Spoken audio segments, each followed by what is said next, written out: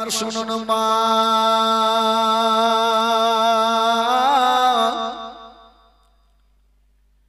যেমন এই কথা শুনতে নাই আমার নবীর অন্তর কানা ফেটে গেল। মা ফাতেমাকে বলছেন, বেটি চিন্তা করো না মা, তোমার বাড়িতে খাবার নাই তো কি রে মা, আমি এখনই জঙ্গলের দিকে যাব আর কোথাও কাম কাজ করে তোমার দোনো ছেলের জন্য খাবার নিয়ে আসিব। হাইরে আমার নবী মুস্তাফা এক পা দুই পা করে যেন জঙ্গলের দিকে বেরিয়ে গেলেন। বাবা ও যুবক বন্ধুরা, যেমনই চলে যাচ্ছেন বাবা, আমার নবী কোথায় যাবেন? আমার নবী একখান খেয়াল ভেঙে দুই খান করে না, দোনো নাতিকে এত ভালোবেসেছেন ভাই, খাবারের জন্য চলে যাচ্ছেন। যেতে যেতে বন্ধুরা একটা বিশাল বড় জঙ্গলে আমার নবী পৌঁছে গেছেন। যেমনই যেতে নাই সামনে তাকিয়ে দেখছেন গো একজন ইহুদি যেন চেয়ারের উপরে বসে বসে আমার নবীকে ডাক দিতেছেন। আমার নবী চলে গেলেন। ইহুদি জানে এই আলামিন সবাই মক্কা নগরে নবীকে আলামিন বলে জানতো, সত্যবাদী বলে জানতো। ওই ইহুদি ভাবছেন আজকে নবীকে এত কষ্ট দেব গো, নবী যেন ইসলাম প্রচার না করে। মা গো শুনুন মা, ওই ইহুদি আমার নবীকে ডাক দিয়ে দিল, ও গো আলামিন, আচ্ছা বলো আপনি কেন আমার কাছে এসেছেন? আমার নবী বলছেন, ভাই রে আমি একটু কাজ কাম করার জন্য এসেছি। বলল কি কাজ? বলে তোমার বাড়িতে কোনো কাজ আছে? ইহুদি বলতে লাগলেন, ও গো আলামিন, আমার বাড়িতে যেই কাজটা আছে তুমি করতে পারবে না। বলল কি কাজ? ওই ইহুদি বলতে লাগলো, আলামিন আমি তোমাকে বালতি রশি দেব আর ওই কুয়া থেকে পানি তুলবে আর আমার ফুলের গাছে দেবে, জয় বালতি পানি তুলবে তো এক বালতির বিনিময়ে আমি তোমাকে 3টা খেজুর দেব। আমার নবী ভাবছেন, আল্লাহ আমার নাতিদের জন্য আমি কষ্ট করব। হাইরে দয়ার নবী মুস্তাফা বলবো গো ইহুদি, তোমার বালতি রশি খানা আমাকে দিয়ে দাও, আমি কুয়া থেকে পানি তুলব। আমার নবী পাক বালতিতে রশি খানা বেঁধে দিয়া একটা বালতি কষ্ট করে পানি তুলেছেন। বাবা আমার নবীর হাতখানা লাল হয়ে গেল, হাতে যেন ফোঁসা পড়ে গেল। হায়রে দয়ার নবী মুস্তাফা যেমনই এক বালতি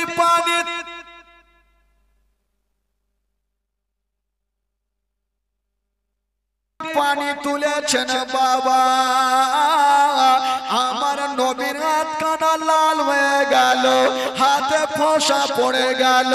হায়রে দয়ার নবী মুস্তাফা সহ্য করতে পারে না, সেই নবী না হলে।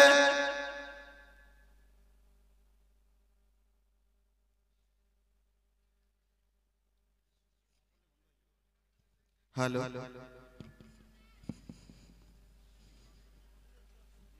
হ্যালো, তারওয়ালা জিনিস না নিয়ে আসলে হয়?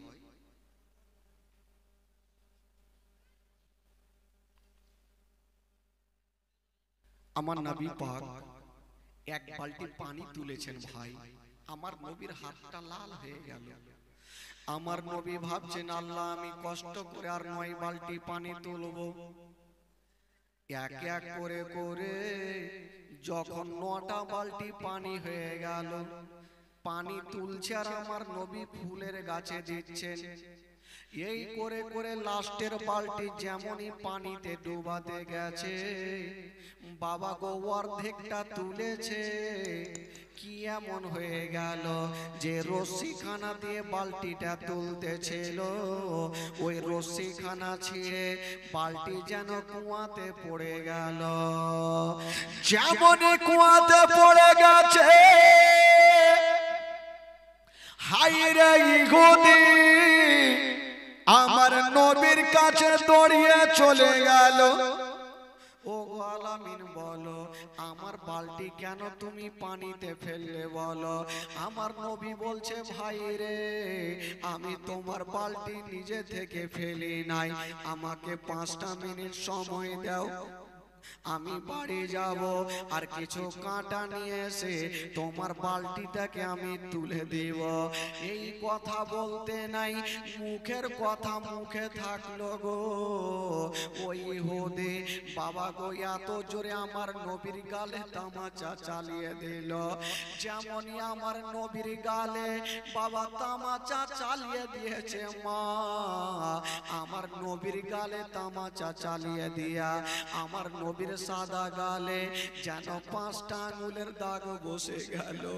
যেমনই দাগ বসে গেছে, হায়রে আমার নবীর চেহারা আসমানের চন্দ্রতে দাগ আছে গো, আমার নবীর চেহারাতে কোনো দাগ নাই। যেমনই তামাচা মেরেছেন, আমার নবীর গাল লাল হয়ে গেছে। বাবা গো, আমার নবীর চোখ দিয়ে যেন পানি ঝরে গেল। হায়রে নবী আমার যেন কাঁদতে আরম্ভ করেছেন, আল্লাহ আমি কোনো অন্যায় করিনি গো আল্লাহ। বালতি রশি ছিঁড়ে যাওয়ার ফলে আমার গালে তামাচা মেরেছে, আল্লাহ গো আমি সহ্য করতে পারি না। যেমনই তামাচা চালিয়েছে, ও যুবক বন্ধুরা, যদি কেউ আমার গালে মারে গো, আমি নিজের হাতখানা আমার গালে দিয়ে দিব। কিন্তু আমার নবী রাহমাতুল্লিল আলামিন কেমন ছিলেন, নিজের হাতখানা নিজের গালে দিলেন না। বাবা গো, ওই ইহুদির হাতখানা ধরে বলছে, ভাই রে, তুমি তো আমার গালে এত জোরে তামাচা মেরেছো, তোমার হাতে কি ব্যথা হয়েছে? বাবা গো, আমার নবী মুস্তাফা ইহুদির হাতখানা ধরে যেন বাবা সাহালিয়ে দিচ্ছে। ওই নবীকে কেমন করে ভুলবেন গো, যেই নবী নিজের গালে না হাত দিয়া ইহুদির হাতখানা ধরে সাহালাচ্ছে। যেমন ইহুদির হাতখানা ধরেছেন বাবা, ওই ইহুদি কাঁদতে লেগেছে, জানি না ওই নবীর দিলে এত দয়া এত ময়া। নবীকে মারলাম, নবী নিজের গালে হাত দিয়া আমার হাতখানা সালিয়ে দিচ্ছেন। আমার নবী বলছে, ভাই রে, তোমার হাতে ব্যথা হয়েছে। ইহুদি কোনো কথা বললেন না, কয়েকটা খেজুর দিয়া বাড়ি কানতে কানতে গেল। আর আমার নবী মুস্তাফা 30টা খেজুর নিয়া আস্তে আস্তে যেন বাড়ি ঢুকে গেল। ডাক দিচ্ছেন, বেটি ফাতেমা, ওরে বেটি ফাতেমা, একটু বাইরে আসো, আমি তোমার ছেলেদের জন্য খাবার নিয়ে এসেছি মা। যেমনই খাবার দিতে যাবে গো, খেজুর দিতে যাবে, ফাতেমা লক্ষ্য করে দেখছে না আমার নবী একখানা হাতকে নিজের গালের মধ্যে রেখেছে। ফাতেমা বলছেন, আব্বা গো, আপনার একখানা হাত গালে কেন রেখেছেন? আপনি একবার গাল থেকে হাতখানা টানুন। আমার নবী বলছেন, বেটি রে, আমি হাতখানা যদি টেনে নি তবে তোমার পা থেকে জমিন সরে যাবে মা, আমি টানতে পারবো না মা। হায়রে নবী নন্দিনী ফাতেমা বলছেন, আব্বা গো, আব্বা যতক্ষণ আপনি হাতখানা টানবেন না আমি খেজুর খানা নেব না। যেমনই হাতখানা আমার নবী টেনেছেন বাবা, হাইরে নবী নন্দিনী ফাতেমা বাপের চেহারা খানা দেখছেন আর বলছেন আব্বা গো আপনাকে কি আমার এত জোরে তামাচা মেরেছে আব্বা, আপনার গালে 5টা আঙ্গুলের দাগ বসে গেছে গো আব্বা। ওরে যুবকেরা রে, যেই নবী না হলে আসমান জমিন সৃষ্টি হতো না, যেই নবী না হলে গাছপালা সৃষ্টি হতো না, ওই নবী মুস্তাফার গালে তামাচা দিয়ে আমার নবীর গালটা যেন লাল লাল হয়ে গেছে। হাইরে নবী নন্দিনী ফাতেমা বাপের গালখানা সাহালিয়ে দিচ্ছেন আর বলছেন আব্বা গো কোন দুরাচার আপনার গালে তামাচা মেরেছে আব্বা। আমার নবী বলছেন বেটি রে, আমাকে যে মেরেছে রে মা, আমি তাকে ক্ষমা করে দিয়েছি রে মা। মা বেরাদার বন্ধুরা, বাপ বেটিতে কথা চলছে গো, আর এ মামা হাসান হোসেন যেন চলে আসিল। নানা গো, নানা নানা আপনার গাল লাল কেন নানা, কি আপনার গালে তামাচা মেরেছে নানা? বলছেন আমার নাতিরা আমাকে পরে জিজ্ঞেস করবে, আগে তোমরা খাবার খেয়ে নাও, কারণ তোমরা যদি খাবার না খাও তবে আমার কলেজা খানা কাঁদবে। বাবা গো, হাইরে নবী মুস্তাফা দোনো নাতিকে খাবার খাওয়াচ্ছেন বাবা, কতটা ভালোবেসেছিলেন মা। বেরাদার বন্ধুরা, হাই ও গো মা বোনেরা, মা ফাতেমা বাপের হাতখানা সাহালিয়ে দিচ্ছে না আর বলছেন আব্বা গো আপনাকে যে মেরেছে তার বিচারটা কি হবে আব্বা? তবে বেরাদার বন্ধুরা, যে ইহুদি আমার নবীকে তামাচা মেরেছিল তার কি অবস্থা হয়েছিল বাবা?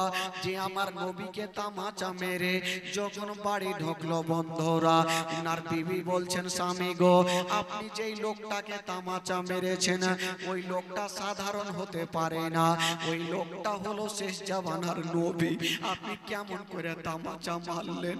বলছেন বিবি রে দেরি করো না, আমার বিচার, আমি একটা বিশাল বড় অন্যায় করে ফেলেছি। যে নবীর দিলে এত দয়া এত ময়া, যে নবীকে আমি তামাচা মেরেছি ওই নবী নিজের হাতখানা নিয়া আমার হাতখানা সাহালিয়ে দিয়েছে। ওটা সাধারণ ছেলে হতে পারে না, ওটা হলো শেষ জামানার নবী। তবে ওদের বলেছিল না বিবি রে, মানুষ যখন অন্যায় করে তখন তার শাস্তি দেয়।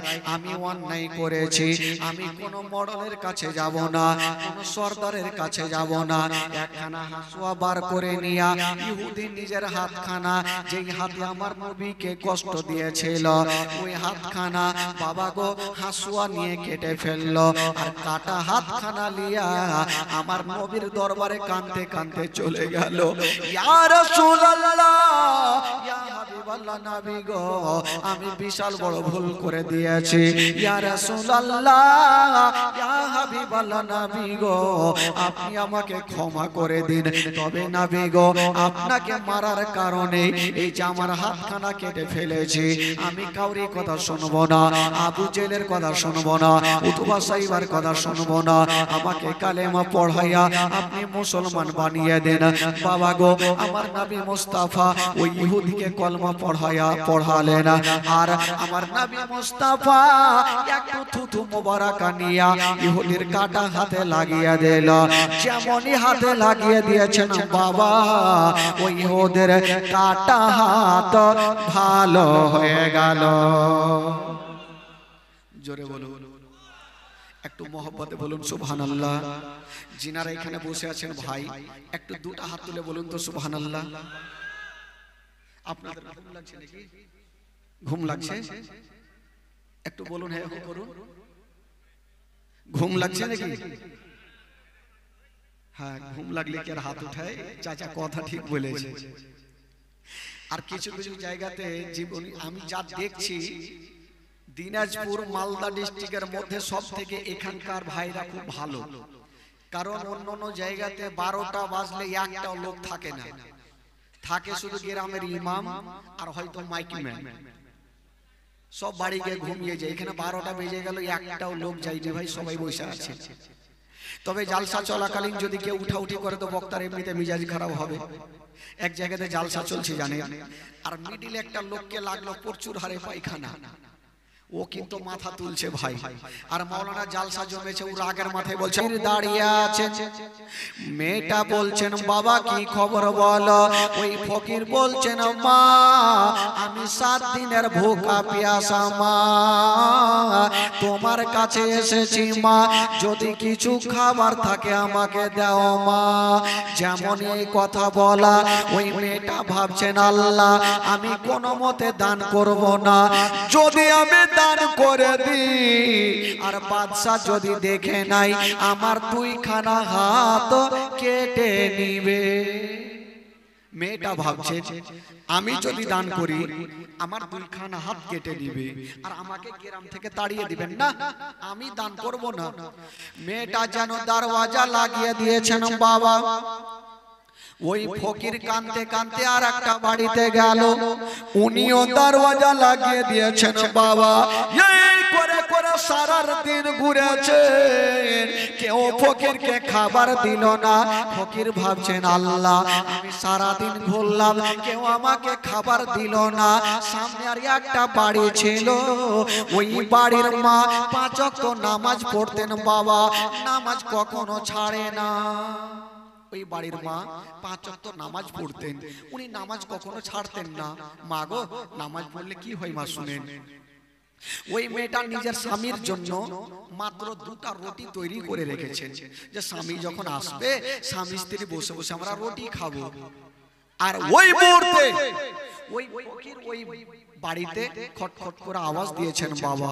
যেমনই আওয়াজ দিয়েছেন বন্ধুরা, ওই মেয়েটা নামাজ পড়তেছিলেন, ডান দিকে সালাম ফিরায়া বাম দিকে সালাম ফিরায়া যেমনই দরওয়াজা খুলেছেন বাবা, দেখছেন একজন আল্লাহওয়ালা ফকির দাঁড়িয়ে আছেন। ওই মেয়েটা বলছেন বাবা কি খবর।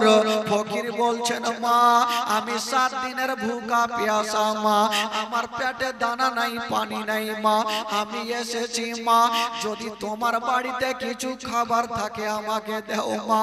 ওই মেয়েটা কাঁদতে লেগেছেন আল্লাহ আমার স্বামীর জন্য মাত্র 2টা রুটি রেখেছি আল্লাহ, আমার স্বামীকে খাবার দেব, কিন্তু আমি ফকিরকে কেমন করে ঘুরাবো আল্লাহ গো, আমি ফকিরকে ঘুরাতে পারবো না। মেয়েটা কাঁদতে কাঁদতে বাবা গো দরওয়াজা লাগিয়ে দিয়েছেন। ফকির বাইরে কান্দে আর মেয়েটা ঘরের মধ্যে কান্দে। মেয়েটা ভাবছেন আল্লাহ আজকে যদি আমি ফকিরকে ঘুরিয়ে দিই, কাল হাসরের মাঠে আমার নবীর সামনে মুখ দেখাতে পারবো না, তবে আল্লাহ গো আমি খাবার তো দিতে পারবো না।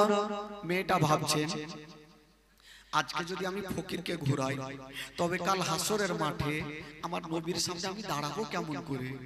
আর ফকিরকে যদি খাবার দিই আর বাদশা যদি দেখে আমার 2খানা হাতকে কেটে নিবে, আল্লাহ আমি কোন দিকে করব কি করব।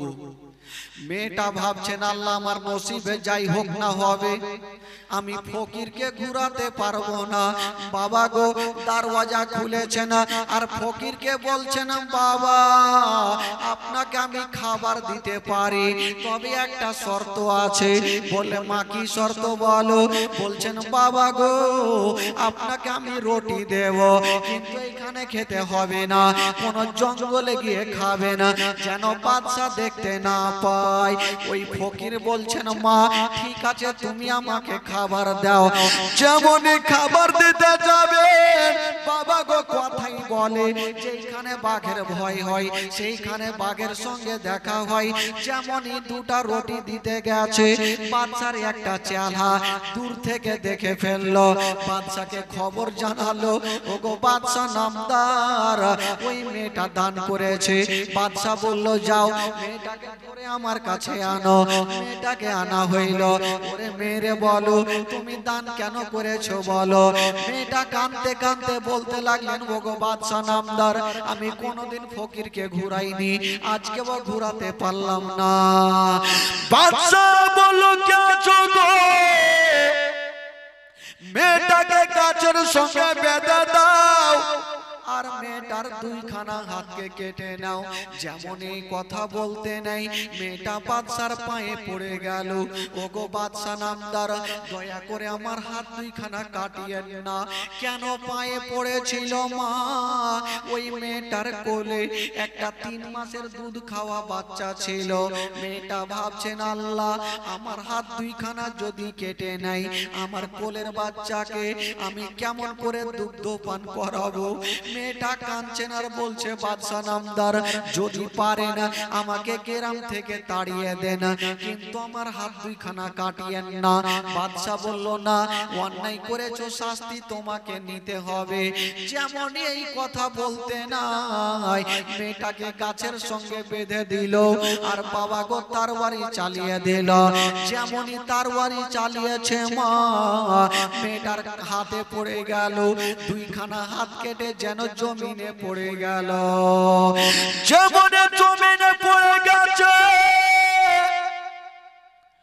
ওই মেয়েটা কাটা হাত দিয়ে যেন বাবা রক্ত শুরু হয়ে গেল।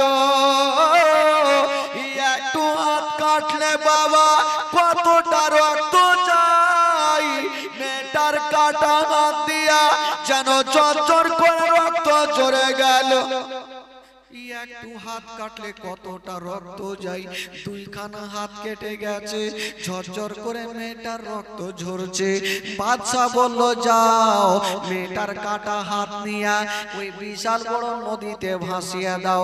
কাটা হাত দুইখানাকে নিয়ে গেল আর বিশাল বড় নদীতে ভাসিয়ে দিল। যেমনই ভাসিয়ে দিয়েছে বাবা গো বাদশা বলল কে আছো গো? মেয়েটাকে ধাক্কা দিয়া আমাদের গ্রাম থেকে তাড়িয়ে দাও।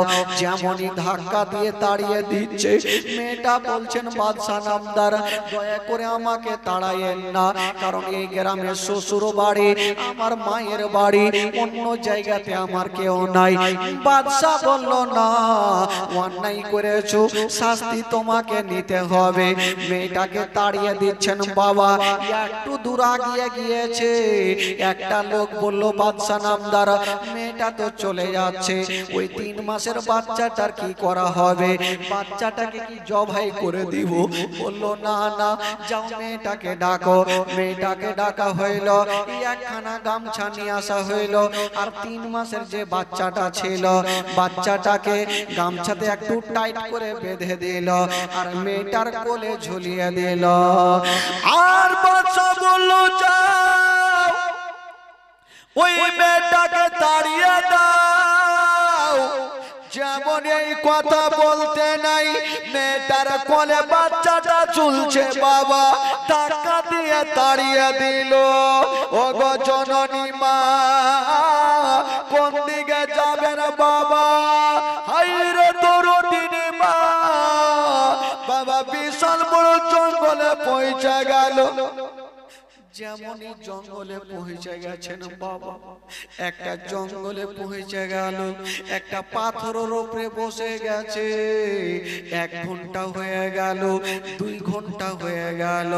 হঠাৎ করে যে বাচ্চাটা গামছাতে বাঁধা ছিল ওই বাচ্চাটা হাউমাউ করে কাঁদতে আরম্ভ করলো। আমার মা বহিনেরা জানে যখন বাচ্চা বাচ্চি মায়ের কোলে কাঁদবে গো ওই বাচ্চাকে সঙ্গে সঙ্গে স্থানে লাগাবে, দুগ্ধ পান করাবে। মেয়েটার তো হাত নাই, কেমন করে বাচ্চাকে দুগ্ধ পান করাবে, কেমন করে স্থানে লাগাবে? ওই মেয়েটা কাঁদতে লেগেছে আল্লাহ ও গো রব্বুল আলামিন, আমার হাত নাই, আমি কেমন করে বাচ্চাকে স্থানে লাগাবো? মা গো বাচ্চাও কান্দে, বাবা মাও কান্দে, মায়ের তো হাত নাই, কেমন করে বাচ্চাকে স্থানে লাগাবে? হঠাৎ করে বন্ধুরা মা চিন্তা করছেন আল্লাহ দুগ্ধ তো দূরের কথা, যদি অল্প পানি পেতাম তবে আমার সন্তানের হুল কমে দিতাম, আমার সন্তানের জীবনটা বেঁচে যেত। কিন্তু পানি পাবো কোথায়? বিশাল বড় জঙ্গলে মা দৌড়াদৌড়ি শুরু করেছেন বাবা। হঠাৎ করে একটা বিশাল বড় নদী দেখা গেল। মেয়েটা ভাবছেন আল্লাহ, আমি নদীর পানি আমার সন্তানের মুখে দেব, কিন্তু নদীতে বড় বড় ঢেউ চলছে বাবা, কোনো মানুষ নামতে পারে না, এত ভয়ঙ্কর নদী। কিন্তু মেয়েটা ভাবছেন আল্লাহ, আমার সন্তানকে বাঁচার জন্য আমি নিজের জানের পারোয়া করব না, আমি নিজের জানের পারোয়া করব না। ওই মেয়েটা বলছে, ওরে লাটলা দুলারা, ওরে কলেজার পারা, তুমি কাঁদিও না বেটা, আমি সব সহ্য করে নিব বেটা, তোমার চোখের পানি আমি সহ্য করব না। হাইরে দরদিনী মা পানি চোখে দেখতে পাচ্ছে গো, কিন্তু ভাবছেন আল্লাহ, আমার তো হাত নাই, আমি কেমন করে পানি তুলবো আর আমার সন্তানের মুখে দেব? হাইরে দরদিনী মা ভাবছেন আল্লাহ গো, আমার হাত নাই, আমি কেমন করে পানি তুলে আমার সন্তানের মুখে দেব? বাবা গো, মা কাঁদছে, সন্তানও কাঁদছে। বাচ্চাটা কাঁদতে কাঁদতে 3 মাসের ছেলে বাবা গো, চোখগুলা লাল লাল হয়ে গেল। 24 ঘন্টা হয়ে গেল, হুলকুমে দুগ্ধ গেল না। মেয়েটা ভাবছেন আল্লাহ, আমার হাতখানা যদি থাকতো, আমি পানি তুলে আমার সন্তানের মুখে দিয়ে দিতাম। মেয়েটা ভাবছেন আল্লাহ, আমার হাত নাই তো কি, আল্লাহ তুমি আমার মুখখানা দিয়েছো, আমি এক হাঁটুতে পানি নামবো, এক হাঁটুতে নেমে যাব, আর যেমন এক হাঁটু পানিতে নামবো, একটু ছাপড়ে গিয়া নিজের মুখে পানি তুলবো, আর আমার মুখের পানি খানা আমার সন্তানের মুখের সামনে ছাড়বো। আমার পানি খানা, মুখের পানি খানা আমার সন্তানের মুখে পড়বে, হুলকুমে যাবে, হুলকুমটা ভিজে যাবে, আমার সন্তানের জীবনটা বেঁচে যাবে। হাইরে দরদিনী মা, যেমন এক হাঁটু পানিতে নেমে যাবা, ওরে যুবকেরা শোনো না বাবা, যেমন এক হাঁটু পানিতে নেমে গেছে, যেমন এক হাঁটু পানিতে নেমে গেছে। মেয়েটা বলছেন, ওরে লাডলা দুলারা, তুমি চিন্তা করো না বেটা, এখনই তোমাকে আমি পানি পান করাবো। ও গো মা, ওই মেয়েটা যেমনই ছাপড়ে গিয়া বাবা গো মুখে পানি তুলেছে, বাচ্চার মুখের সামনে ছাড়তে যাবে, যেমনই মুখে পানি তুলে শুধু লম্বা হয়ে দাঁড়াতে গেছে, পানি চলছে, ঢেউ বড় বড়। বাবা গো, নসিবে কি ঘটে গেল, যে বাচ্চাটা গামছাতে বাঁধা ছিল, গামছার গিটটা কেমন ভাবে খুলে গেল, আর ওই কোলের বাচ্চা ভয়ঙ্কর নদীতে পড়ে গেল। যেমন নদীতে পড়ে গেছে, মায়ের চোখের সামনে বাচ্চা যেন পানিতে ডুবছে আর উঠছে রে বাবা, একবার পানিতে ডুবছে আর একবার বাচ্চা মাথা তুলছে। মায়ের চোখের সামনে বাচ্চা যেন ছটপট করে করে কাঁদছে। হায়রে দরদিনী মা, বাচ্চাকে ধরতে পারে না, মেয়েটার হাত নাই, কেমন করে বাচ্চাকে ধরে মুখ কানে লাগাবে? ধরতে পারে না, বাচ্চা পানিতে ডুবছে উঠছে। হঠাৎ করে বন্ধুরা, বাচ্চা যেন কোথায় ডুবে গেল, কোথায় হারিয়ে গেল। ওই মা পায়ের ইশারা করে গোটা নদীতে দৌড়াদৌড়ি করছে মা, বাচ্চাকে যেন পাওয়া গেল না। কাঁদতে কাঁদতে মেয়েটা নদী থেকে উঠে গেল আর কাঁদছে, আল্লাহ গো, আজকে যদি ফকিরকে আমি দান না করতাম, আমার দুইখানা হাতকে কাটা হইতো না, আমার কোলের বাচ্চা নদীতে পড়তো না। দোয়া করছেন আল্লাহ তুমি ছাড়া কেউ নাই, তুমি ছাড়া কেউ সহেও নাই আল্লাহ। যেমনই দোয়া করা ওই মেয়েটার দোয়া আল্লাহর দরবারে কবুল হয়ে গেল। দুটা ছোট ছোট বাচ্চা মেয়েটার কাছে এসে দাঁড়িয়ে গেল। ওই বাচ্চাগুলো এসে বলছে না মা গো, ওগো জননী মা, মা তুমি কেন কাঁদছো মা? মেয়েটা বলছে না বাবা রে আমার সন্তান ডুবে গেছে তাই আমি কাঁদছি রে বাবা।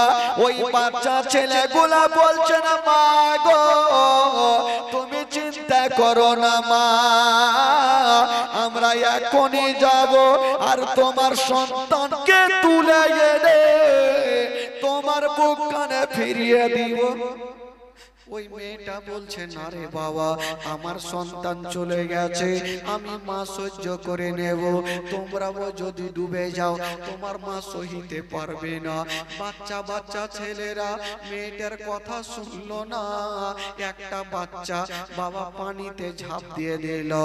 বাবা গো 5 মিনিট পর উঠে আসিল, খালি হাতে আসলো না। ওই যে কিছুক্ষণ আগে বাদশা মেয়েটার হাতকে কেটে যে নদীতে ভাসিয়েছিল, বাবা গো ওই সন্তানটা দুইখানা কাটা হাতকে নিয়ে আসিল, মেয়ের কাটা জায়গাতে লাগিয়ে দিল। সঙ্গে সঙ্গে মেয়েটার কাটা হাত ভালো হলো। আর একটা বাচ্চা পানিতে ডুব দিল, বাবা গো খালি হাতে আসলো না, 5 মিনিট পর উঠে আসিল। একটা কোলের বাচ্চা বাবা গো পানিতে পড়েছিল, এখন পর্যন্ত কিছু হইল না।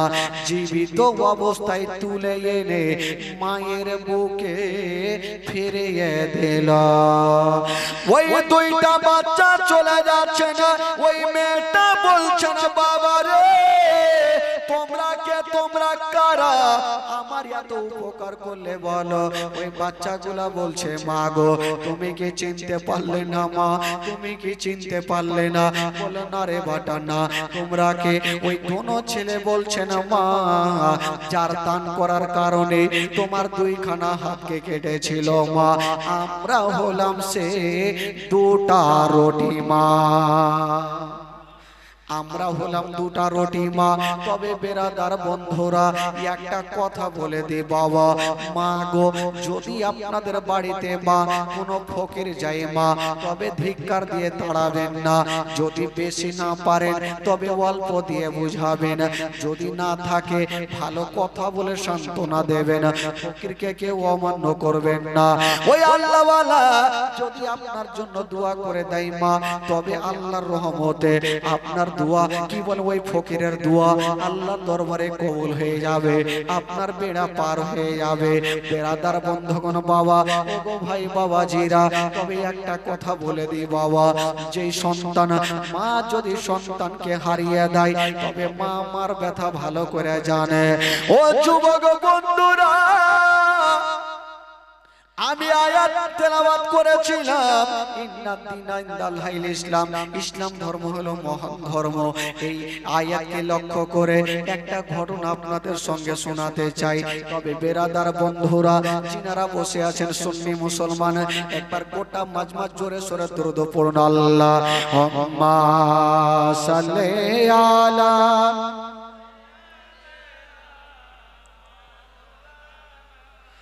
মোহাম্মদ ওয়ালা আলে সাইয়্যিদিনা ওয়ালা আলে সাইয়্যিদিনা মা। একবার মোহাম্মদে বলুন তো সুবহানাল্লাহ, আরো জোরে বলুন। পিছনে চাচারা সুবহানাল্লাহ বলে না কেন? হ্যাঁ ঘুম লাগাই? একবার জোরে বলুন তো সুবহানাল্লাহ, আরো জোরে বলুন। আচ্ছা এখানে যতজন বসে আছেন ভাই যারা 5 ওয়াক্ত নামাজ পড়েন একটু হাত তুলে দেখান তো, যারা 5 ওয়াক্ত নামাজ পড়েন। 1 2 3 4 5 10টা। আচ্ছা যারা নামাজ পড়ে না তারা একটু হাত তুলেন।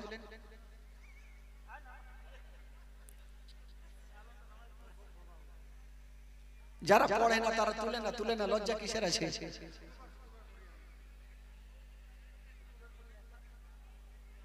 আর আমার মা বোনেরা মনে হয় নামাজ ছাড়ে না কখনো, নাকি?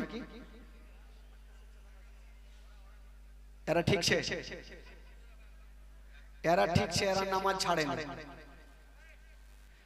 নামাজ পড়ে আর কি হবে, নাকি? জালসা শুনবো, জীবনী শুনবো, কিন্তু বাপরে উল্টা কথা কইছে, নামাজ ছাড়বো না।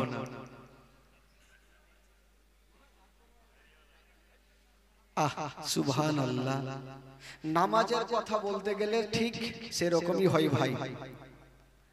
একটা লোক জীবনে নামাজ পড়েনি, ওই লোকটাকে একটা গ্রামের মেম্বার এসে বলছে, আপনাদের গ্রামে তো আর মরণ নেই যে মনের কথা বলবো, মেম্বার এসে বলছে, ওই এদিকে আসো। আসলো, বলে তুমি নামাজ পড়ো কোনোদিন? বলে না ভাই, আমি তো জীবনেও নামাজ পড়িনি। বলে আজ থেকে তুমি 40 দিন নামাজ পড়ো, আমি তোমাকে 10,000 টাকা দিব। তো মেম্বারের মনের ধারণা, এই লোকটাকে যদি টাকার লোভ দিই, লোভ না কি বলে আপনাদের ভাষায়, কি বলে? লোভী বলছে নাকি? তো টাকার লোভ দি তো লোকটা নামাজ ধরবে। 40 দিন যদি নামাজ পড়ে অভ্যাসটা হয়ে যাবে, নামাজ ছাড়বে না। মেম্বার এমনিতে বলেছে, আর এই লোকটা ভাবলো বাপরে 40 দিন নামাজ পড়ে 10,000 পাবো, তো পড়বো না কেন? পাক্কা 40 দিন পড়ে মেম্বারের সামনে হাজির, হে মেম্বার সাহেব টাকা দেন। মেম্বার সাহেব কিসের চিন্তা করছে, কিসের টাকা রে বাবা? বলে আপনি ভুলে গেছেন 40 দিন নামাজ পড়লে 10,000 দিবেন, আজকে 40 দিন পুরিয়ে এসেছি। বলে দেখো ভাই, টাকার জন্য তো বলিনি, আমি এমনি বলেছিলাম যাতে তোমার অভ্যাসটা লেগে যায়। তো লোকটা বলছে, মেম্বার সাহেব আমি জানতাম 40 দিন নামাজ পড়লে আপনি টাকা দেবেন না, ঠকবেন, এই জন্য আপনাকে মারাত্মক জিনিস ঠকেছি। ফের লোকটা মেম্বার চিন্তা করছে, কি ঠকলে রে ভাই? বলে কি ঠকেছো? তো লোকটা বলছে, মেম্বার সাহেব আমি জানতাম 40 দিন নামাজ পড়লে টাকা দেবেন না, ঠকবেন, এই জন্য 40 দিন যে নামাজ পড়েছি একদিন উজু করিনি, বিনা উজুতে নামাজ পড়েছি। আচ্ছা বলুন তো ভাই, বিনা উজুতে নামাজ হবে? হবে? নামাজের মধ্যে কথা বললে কি নামাজ হবে? তিনটা লোক নদীর ধারে নামাজ পড়ছে, নামাজ চলছে, আর সামনে একটা নদী ছিল, এই বড় মাছ উঠেছে। তো ডান দিকের যে লোকটা আছে, ওই লোকটা নামাজ ছেড়ে দিয়ে বলছে, বাপরে কত বড় মাছ, ওর নামাজ হবে? বাম দিকে যে লোকটা আছে উচ্চট করে বলছে, এই কথা কেন বললি, তোর নামাজ হবে না? মিডিলে ইমাম সাহেব চট করে বলছে, আমি কথা কহিনি। এই তো অবস্থা আমাদের ভাই। নামাজ পড়বো তাহলে না হাত তুলবো? জীবনে তো পড়ি না আর পড়বো না। বাবা গো, নামাজ ছাড়া কোনো আমাদের উদ্ধার নাই। তবে ভাই, আমার নবী কতটা কষ্ট করেছেন ভাই, এই ঘটনা যখন আমি বইয়ে পড়েছিলাম ঝরঝর করে কেঁদেছিলাম।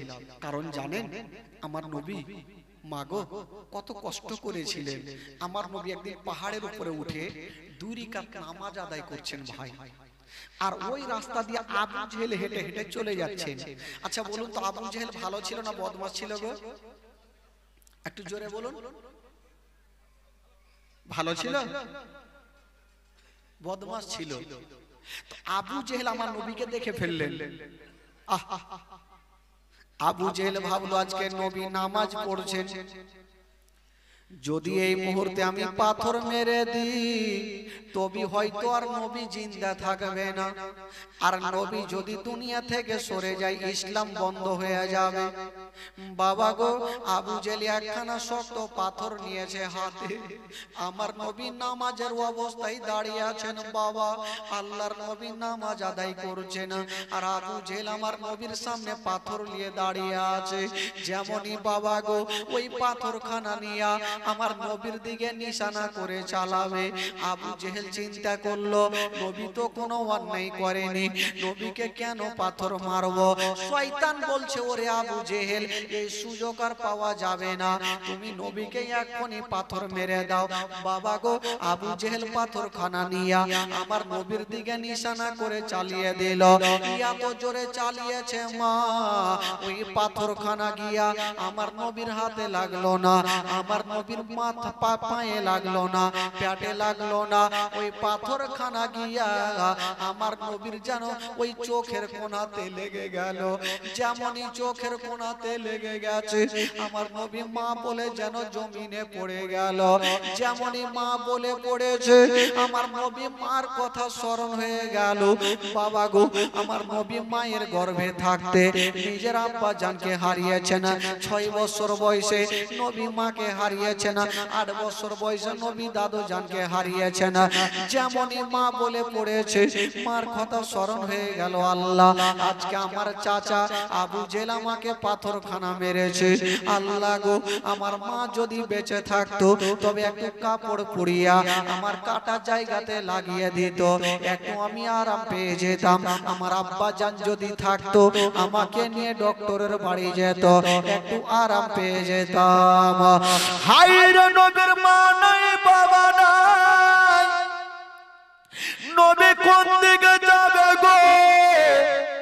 নবী যেন বাবা গো পড়ে আছে জমিনে, আর ঝরঝর করে চোখের কোণা দিয়ে রক্ত ঝরছে। বাবা, ঝরঝর করে চোখের কোণা দিয়ে রক্ত ঝরছে। ওরে যুবকেরা, একটু ধ্যান দেন বাবা, একটু লক্ষ্য করেন। আপনারা কার ঘটনা শুনছেন বাবা? নবীর ঘটনা শুনছেন। যেই নবী না হলে আসমান জমিন সৃষ্টি হতো না। ওই নবীকে যেমনই পাথরখানা মেরেছে, আমার নবীর চোখের কোণা দিয়ে ঝরঝর করে যেন রক্ত ঝরে যাচ্ছে। নবী মা মা বলে জমিনে পড়ে গেছে। আল্লাহ, আজকে আমি বাড়ি যাব না। আমি মাওলানা তাফাজ্জল, কেউ যদি আমাকে কষ্ট দেয়, আমি গিয়ে মার কাছে দাঁড়াবো, আমার মনের কথা বলবো। মা সুন্দর করে মহলম লাগিয়ে দিবে। কিন্তু নবীর মা নাই, নবীর বাবা নাই, কোথায় যাবেন আমার নবী? হায়রে দয়ার নবী মুস্তাফা গিয়ে যেন কাবা ঘরে পড়ে গেলেন সাজদাতে। যেমন সাজদাতে পড়ে গেছেন বাবা, সাজদাতে পড়ে গিয়া বাবা গো আমার নবী মুস্তাফা যেন ইয়া রাব্বি হাবলি উম্মতি, ইয়া রাব্বি হাবলি উম্মতি বলে। আর হঠাৎ করে ওইদিকে আমার নবীর চাচা আমিরে হামজা বাবা গো চলে গেল। আবু জেহেলের মাথা ফাটিয়ে দিয়া রক্ত নিয়া আমার নবীর কাছে হাজির হয়ে গেল। ইয়া রাসূলুল্লাহ, ভাতিজা চলো বাড়ি চলো, তোমার চাচি আম্মা কত না কাঁদছে। আমার নবী বলছেন, চাচা গো আমি বাড়ি যাব না, আজকে আমার মা নাই বাবা নাই, আজকে আমাকে এত কষ্ট দিয়েছে, আমি বাড়ি যাব না। বললো ভাতিজা চলো। বলছেন চাচা গো যেতে পারি, যদি আপনি আমার মধুমাখা কলমা শরীফ পড়ালেন। বললো ঠিক আছে পড়াও। আমার নবী মুস্তাফা চাচাকে কলমা পড়াইয়া দিলেন। লা ইলাহা ইল্লাল্লাহ, জোরে লা ইলাহা, আরো জোরে আরো জোরে, লা ইলাহা লা ইলাহা ইল্লাল্লাহ, লা ইলাহা ইল্লাল্লাহ, মুহাম্মাদুর রাসূলুল্লাহ সাল্লাল্লাহু আলাইহি ওয়াসাল্লাম। ভাই, আচ্ছা নবীকে যারা ভালোবাসেন একটু হাত তুলেন তো ভাই। যারা নবীকে ভালোবাসেন একটু পরিচয় দেন। সবাই ভালোবাসেন। আর আবু জেহেলকে যারা ভালোবাসে তারা একটু হাত তুলেন। পিছন থেকে বের হাত তুলে দিয়েছে, যে ব্যাপার খারাপ। আবু জেহেলের লোক আছে এলাকায়। আচ্ছা আবু জেহেল ভালো ছিল না বদমাশ ছিল ভাই? একটু জোরে বলতে হবে। আবু জেহেল একদিন মিটিং বসালো যে নবীকে কেমন করে মারবো। শয়তান বহুত রকম থাকে ভাই, কিন্তু আবু জেহেল শয়তান কেমন ছিল একটা মারাত্মক ঘটনা। আবু জেহেল একদিন মিটিং বসালো যে এক কাজ করো, নবীকে কি করে মারবো। তো কি করব, রাতারাতি একটা বিশাল বড় কুয়া খুঁড়লো। কুয়া বুঝলেন তো, কুয়া কি বলে আপনাদের ভাষায়? হ্যাঁ, কুই কুই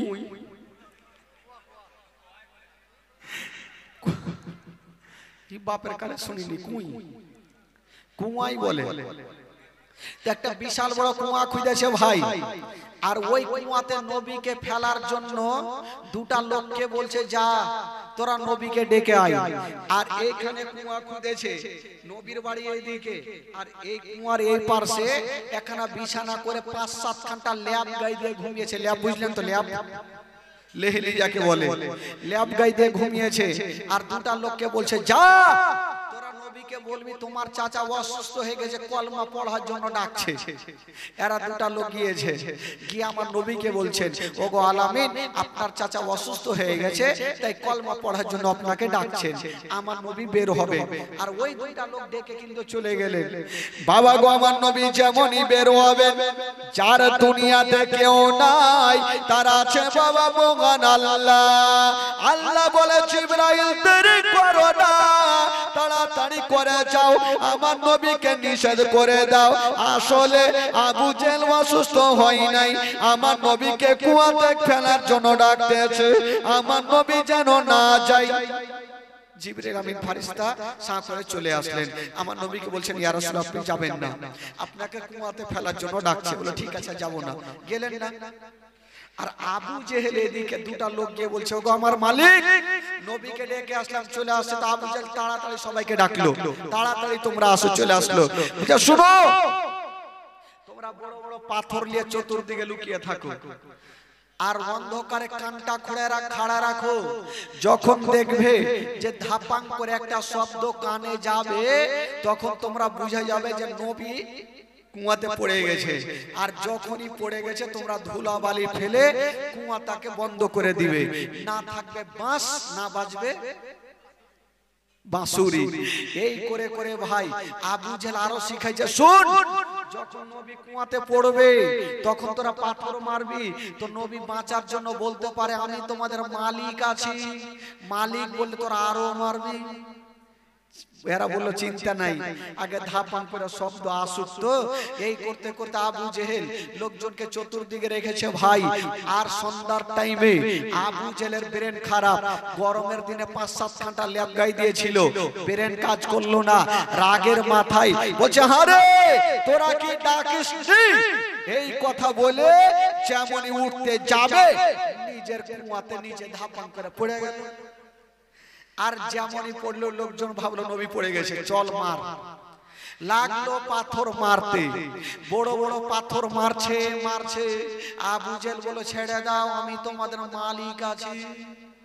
ই তো শিখিয়ে রেখেছে, মালিক বলে আরো মারবে, বাঁচার লেগে মালিক আরো মারছে। একটা লোক দেখছে বিছানায় কেউ নাই, কেন আমাদের মালিক কোথায়? চেহারাটা জ্বালিয়ে দেখছে, আবু জেহেল টাকলু পড়ে আছে। ওগো আমার মালিক কি করে পড়লে তুমি? বললো ভাই তাড়াতাড়ি তুলো, নাহলে আমার জান গেল। লোকজন বললো হুজুর আপনাকে সহজে মরতে দিব না, এক্ষুনি রশ্মি নিয়ে আসবো আর আপনাকে তুলে নিব। বলে ঠিক আছে তুলো। বাবা গো রশ্মি নিয়ে আসা হইলো, নামালো।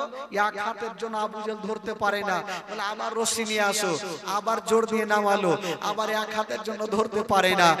এই করে করে বাবা রশ্মি নিয়ে এসে জোর দিয়ে নামাই, আবু জেহেল এক হাতের জন্য ধরতে পারে না। আমার আল্লাহ বলছেন শোনো গো, আজকে যত রশ্মি তোমরা জোর দিয়ে নামিয়ে দাও তবুও শিকার, কিন্তু আমি আল্লাহ আবু জেহেলের হাতে আমি রশ্মি দেব না। বাবা গো এত জোর দিয়ে রশ্মি নামাচ্ছে, আবু জেহেল ধরতে পারে না। আবু জেহেল বলে হারে তোরা রশ্মি নিয়ে আসিস না, খেল করছি। বলে হুজুর গোটা মক্কার রশ্মি ফিনিশ, আর রশ্মি নেই। আবু জেহেল বুঝে গেল আমার ভাতিজা হয়তো জাদু করেছে, এই জন্য আমি তো রশ্মি ধরতে পারছি না। বলে যা আমার ভাতিজাকে নিয়ে আই, না হলে আমাকে কেউ তুলতে পারবে না। তো লোকজন বলল গিয়ে যদি বলি যে আপনার জন্য কুয়া খুঁজে নিজে পড়ে গেছে তো আসবে? বলে ধুর পাগলা এগুলা কথা বলিস না, বলবি অন্ধকারে পড়ে গেছে তাই ডাকলো, এরা গেল। বলছে ও আলামিন আপনার চাচা অসুস্থ হয়েছিল, কুয়াতে পড়ে গেছে তাই আপনাকে ডাকছে। তো আবু জেহেল কেন কুয়াতে পড়েছে আমার নবী জানে কি জানে না বাবা? জোরে বলুন, জানে কি জানে না? তো আমার নবী তো রাহমাতুল লিল আলামিন, আমার নবী চলে আসলেন। যেমনই আসেন বাবা বলছেন চাচা, বলো কি হলো রে বাছা? চাচা এই অন্ধকার কুয়াতে কেমন করে পড়লে চাচা? বলে ভাতিজা পরে বলবো, আগে তুলো না হলে আমার জান গেল। আমার নবী বলছেন চাচা তোমাকে তুলতে পারি, একটা শর্ত আছে। আবু জেহেল ভাবলো আমার কাছে টাকা চাই, পয়সা ধন দৌলত যা চাই দিয়ে দিব, যাতে কলমা পড়তে না বলে। যদি কলমা পড়তে বলে দেয় তাহলে মুশকিল হয়ে গেল। কিন্তু আমার নবী তার অন্য কথা বলবে না, বলছে চাচা গো তোমাকে তুলতে পারি যদি আপনি আমার মধুমাখা কলমা শরীফ পড়েলেন। জোরে বলুন সুবহানাল্লাহ। আবু জেহেল ভাবলো যেটা ভয় করছিলাম সেটাই হইলো। এখন যদি বলি পড়বো না তো ভাতিজা বলবে তোকে তুলবই না, আর ভাতিজা যদি না তুলে তাহলে পৃথিবীর কেউ তুলতে পারবে না। বলে ভাতিজা কথা দিলাম পড়বো, আগে তুলে বলে পড়বো না, একে পড়তে হবে। তো আবু জেহেল একটু চালাক মানুষ, তো বললো ভাতিজা রে অন্ধকার কুয়াতে কেমন করে পড়বো, আমি কথা দিলাম পড়বো, আমাকে তুলো। আমার নবী বুঝে গেল এই কুত্তার দুম সোজা হইবে না, একে তুইলেই দি। আমার নবী বলছেন চাচা গো হাতখানা বাড়িয়ে দাও। যেমনই হাতখানা বাড়িয়ে দাও, এই কথা আমার নবী বলছেন চাচা হাত বাড়াও। আবু জেহেল বলল হাত বাড়াও। দুনিয়ার রশ্মি নিয়ে এসে তুলতে পারলো না, আর ভাতিজা বলছে হাত বাড়াও। বেটা ফের জাদু করছে, ফুইটা বলছে না হলে তোকে তুলবেই না। বলে চাচা হাত বাড়াও। আবু জেহেল যেমন হাতখানা বাড়িয়েছে না, আমার নবী হাতখানা নামিয়েছে না, আমার আল্লাহ তাআলা আমার নবীর হাতকে লম্বা করে দিলেন। যেমন লম্বা করে দিয়েছে না বাবা, আবু জেহেলের হাতখানা ধরে বাবা গো টান দিয়ে আছড় মেরে জমিনে ফেলে দিল। আমার নবী চলে যাবেন, একবার বলে দেখি। বলছে না চাচা বলো কি হলো বাছা? চাচা চলে তো যাবো চাচা, কলমা পড়ে এলাও। বলে ভাতিজা পড়তাম কিন্তু আর পড়া হইবে না। কেন গো চাচা তোমাকে তুইলে কি ভুল করলাম? বলে না রে ভাতিজা, আমার একটা শিক্ষা হইলো, আজকে আমি বুঝে গেলাম তোমার জাদু এতদিন জানতাম দুনিয়াতে চলে, আজকে বুঝে গেলাম তোমার জাদু অন্ধকার কুয়াতেও চলে। তো শয়তান জীবনে ঠিক হবে না ভাই, আর ঠিক হবে না এটা জানি। বাবা গো আবু জেহেল যেমন কুত্তার দুম সোজা, কুত্তার দুমকে কেউ সোজা করতে পারবে? পারবে? মৌলানা সাহেব বলছে যে কুত্তার দুমকে সোজা করবে 10,000। একটা লোক বলে ধুর সোজা করা কোন ব্যাপার হইলো? গেল নিজের কুত্তাকে গাছে টাইট করে বাইন্ধেছে জিঞ্জির লিয়ে, আর আপনার কি বলে রায়গঞ্জ থেকে 2 লিটার ডালদার তেল নিয়েছে, বিবিকে বলছে বিবি রে তাড়াতাড়ি সোজা কর। একবার বিবি বলছে, স্বামী বলছে, বিবি বলছে, স্বামী বলছে, সারাদিন বলেছে, সন্ধ্যার সময় যেমনই ছাড়ছে তো ঘুর, তো কুত্তার দুম সোজা হবে না। এই যুবক বন্ধুরা, আমার নবী পাক ইসলামের জন্য কত কষ্ট করেছেন ভাই, ইসলামের জন্য কত দুঃখ করেছেন। যারা নবীকে ভালোবাসেন বাবা গো তবে মুখটা খুলতাম না। বাম্বানা লিল্লাহি মসজিদান বানাল্লাহু লাহু বাইতান ফিল জান্নাত। যে ব্যক্তি আল্লাহর ঘরকে সাজাবে, আল্লাহ তার জন্য জান্নাতে একখান করে ঘর সাজাবে। এই যুবকেরা একটা করে খোদার বান্দা, আমি বলবো ভাই 2000 টাকা